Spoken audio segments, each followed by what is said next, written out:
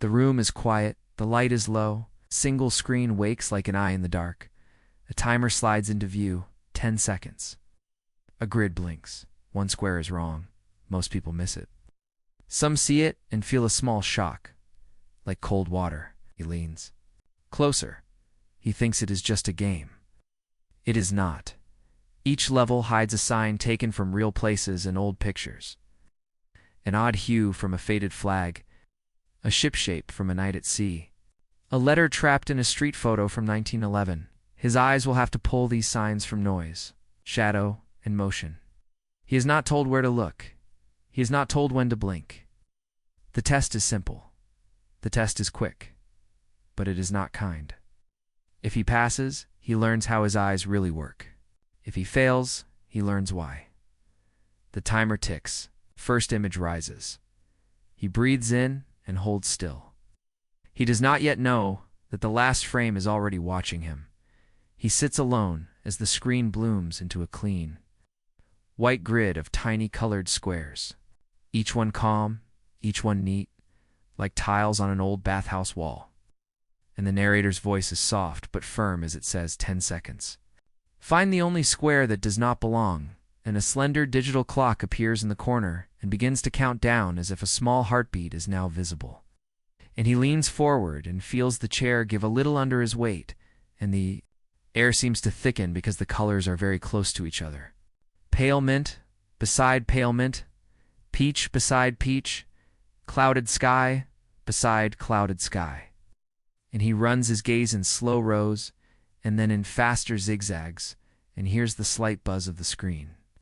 And he tells himself not to blink, and of course he blinks. And he thinks he lost it, and then a faint shift happens in the far left column where a green turns a touch more blue. And his chest tenses, and he holds that tile in his sight, and the clock says 0:05. And the square flickers, as if it knows it. Has been seen, and he almost calls out, though no one is there, and the narrator says, freeze that color.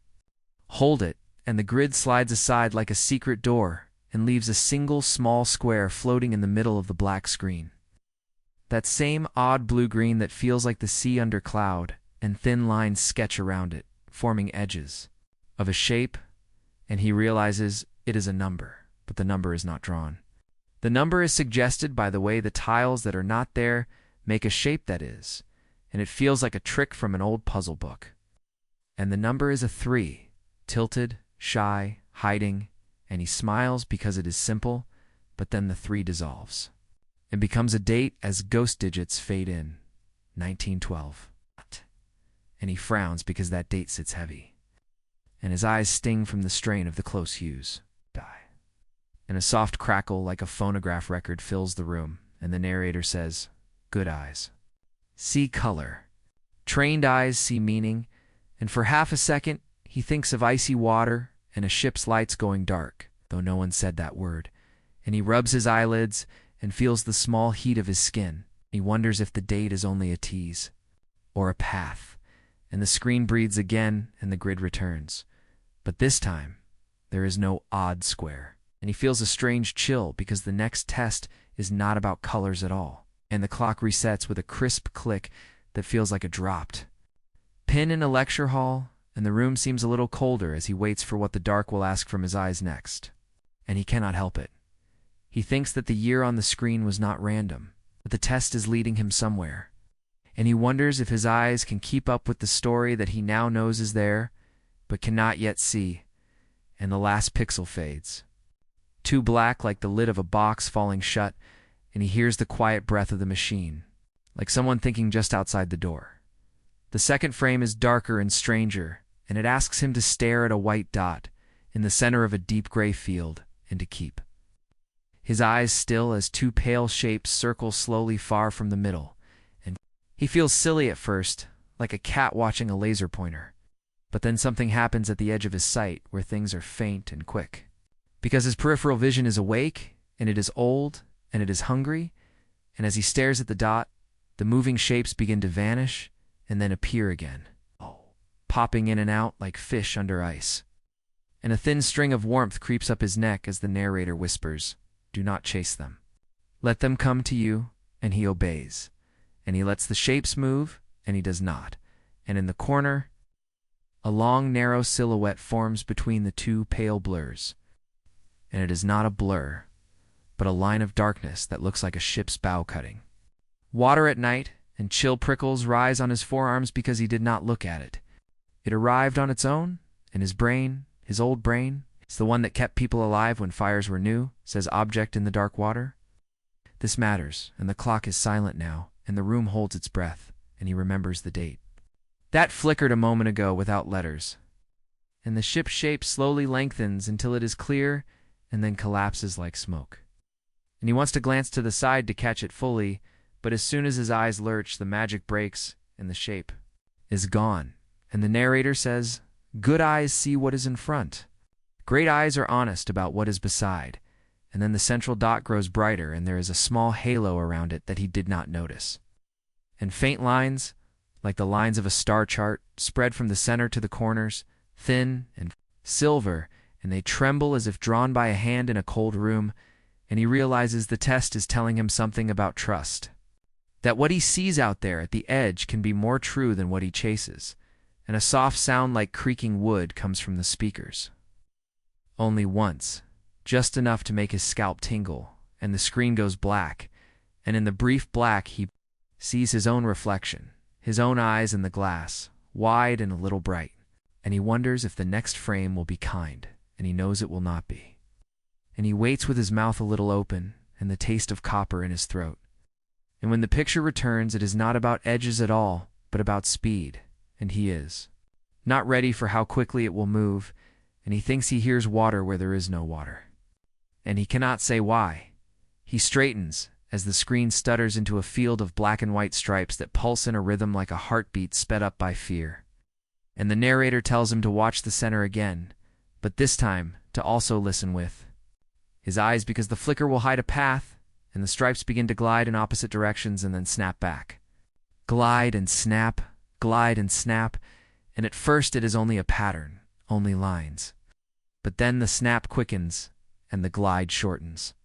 And a faint outline appears between the flickers where his brain stitches frames into motion, and the outline is the curved back of a cat, a big cat, low and still.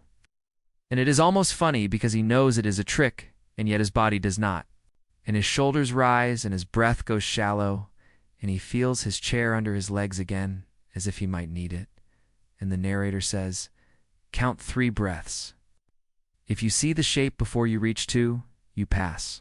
And he is already at 1 when the cat's head turns, and he does not see eyes. He sees the suggestion of eyes, holes cut in the light, and he hears the hiss of static mingle with the soft whir of the fan inside the monitor, and it turns into wind and grass. And the stripes begin to narrow until they are so tight that they almost melt into gray, and he realizes that if they go any faster, he will stop seeing motion and see only a flat field. And that is when the cat will vanish, not because it went away, but because his senses cannot keep up, and the cat does vanish, and the fear does not. And he understands why hunters and hunted both trust flicker and stillness more than bright light. And he also understands that he has learned something about his own thresholds, where he can tell motion from buzz, where his eyes hand off to his brain and hope for the best. And the narrator says, "Your eyes are fast until they are not.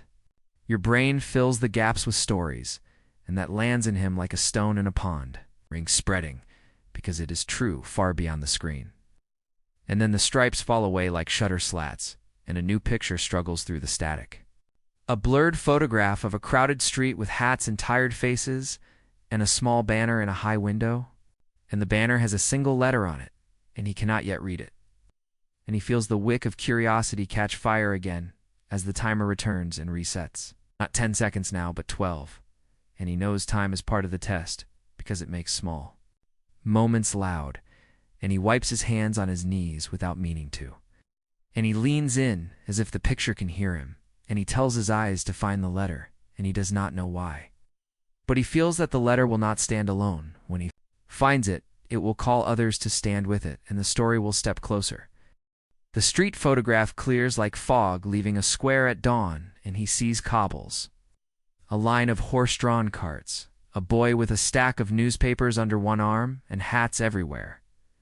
The kind you only see in museums now, and in a high window. There's a small pale banner with a single black letter, the letter A, but it is not bold. It is thin and shy, and as soon as he notices it, 4 more frames flash in quick order. Each one a different view, each one also hiding a letter, and they are not given time to settle. They are made to sting and go, and the narrator says, "Hold them in your mind. You will need all 5." And the old square in his head becomes a small room where he stacks these letters like coins and hopes they do not fall. And when the 5th picture flees, the screen offers him a simple grid, 9 tiles by 9, with a tiny white dot that walks a slow path from tile to tile, while a thin chime marks steps, and he is told to walk the same path in his mind. To remember it, and then the dot vanishes, and the grid waits like a held breath, and he is expected to trace the path back with his eyes only. No hands, no marks, just the body's own map, and as he does, letters appear on the tiles he steps. And they are the letters from the photos, adjoins S and T and R and M. And he shakes his head because he thinks he sees a word, but it is not right. And then he realizes he missed a turn, and his imagined path is a touch off. And when he corrects it, the letters swap places, and the word clicks into place. Star M. And he knows the last letter is hidden still, waiting in one more memory pocket, and he feels the hard joy of a puzzle almost solved. And the narrator says, "One picture left you did not notice," and the screen rewinds a breath and pauses. On the boy with the papers and zooms so slowly that he has time to feel the idea arrive before the sight does.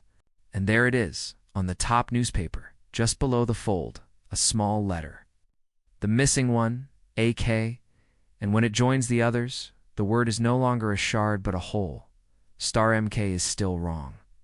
And he laughs once because even when he is right, he is not, and the grid lights faint lines that tie certain letters together, like constellations in an atlas, and when joined, they spell something true. Star MK is a path that becomes Star MKR when the dot takes one last step he forgot, and then the shape is clear, stark.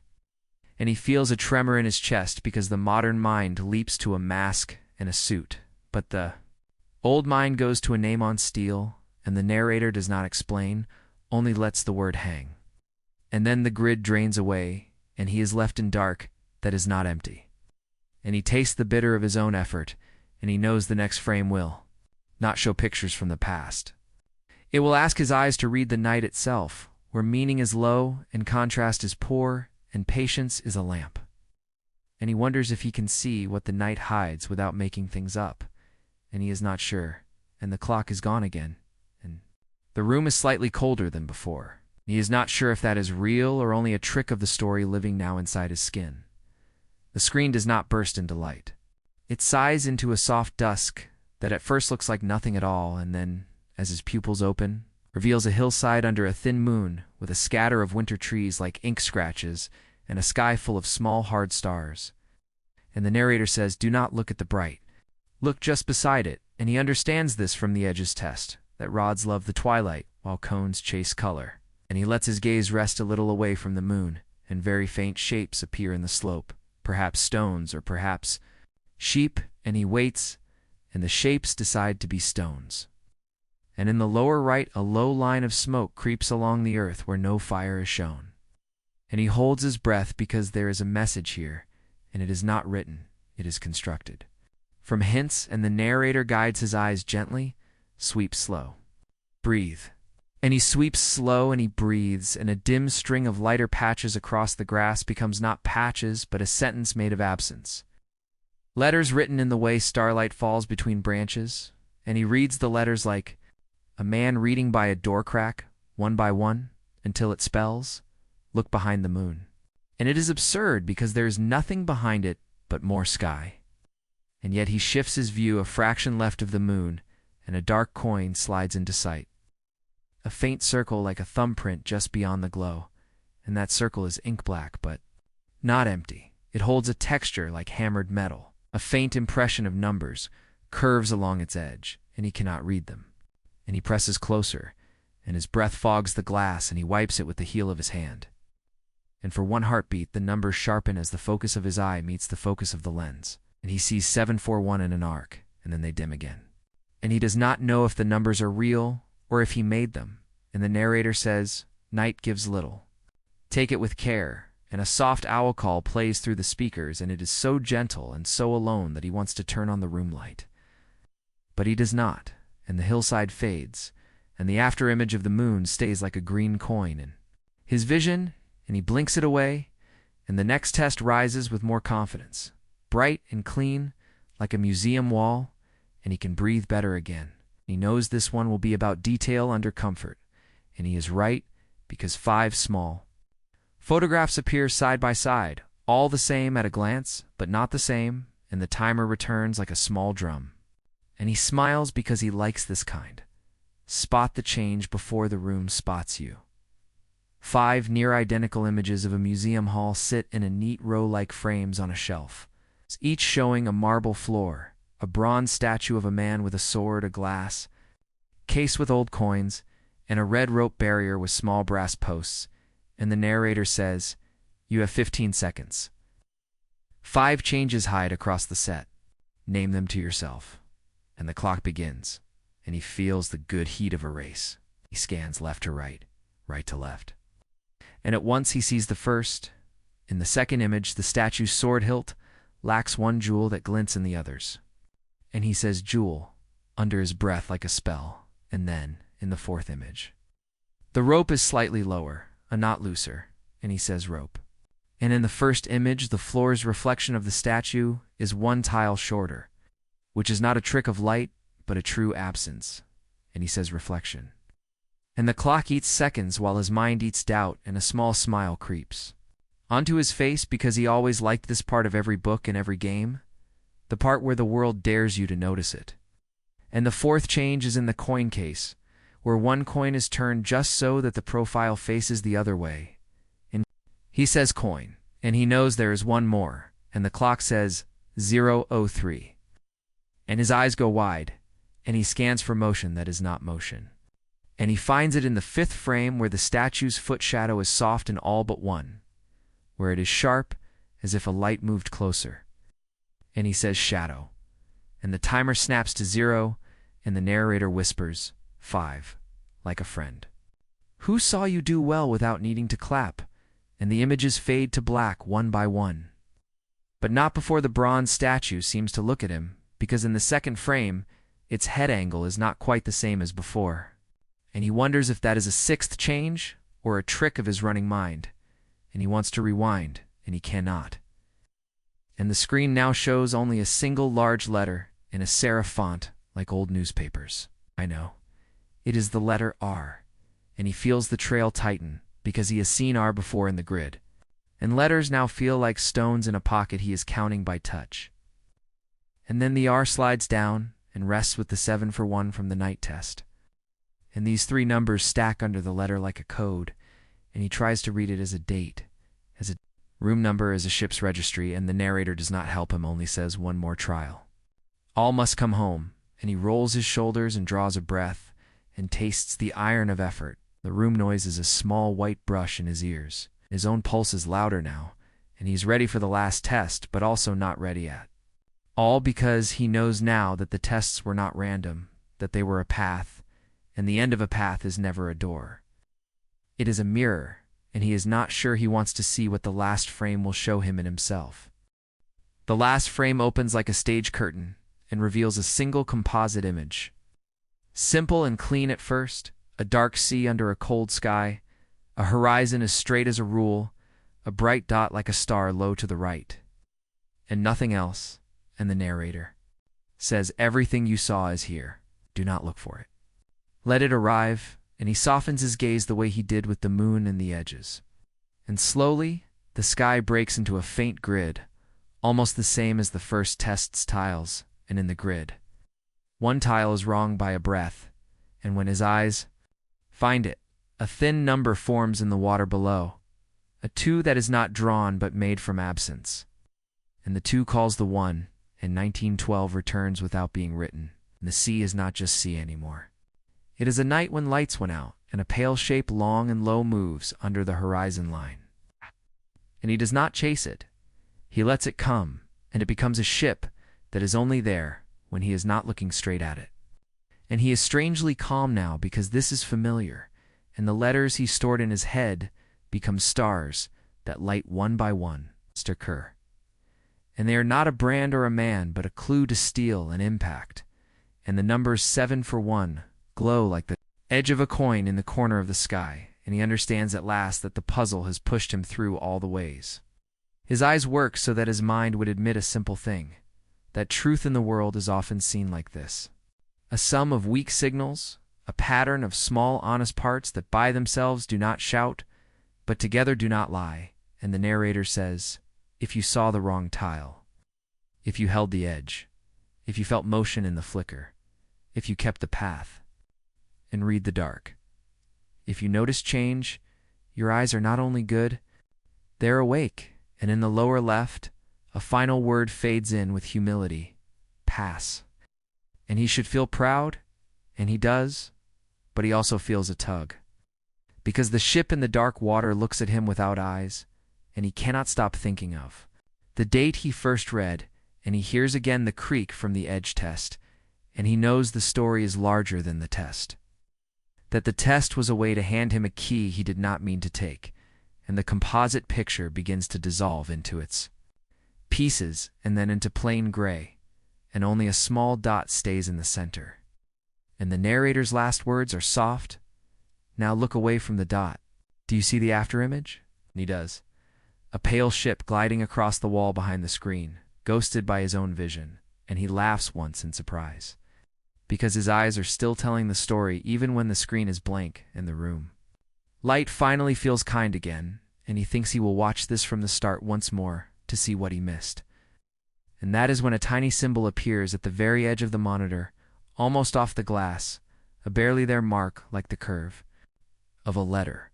And for the first time he is not sure if it is part of the video or part of his mind. And the test ends before he can decide, and the question hangs like a small star that will not go out. What else is he not seeing?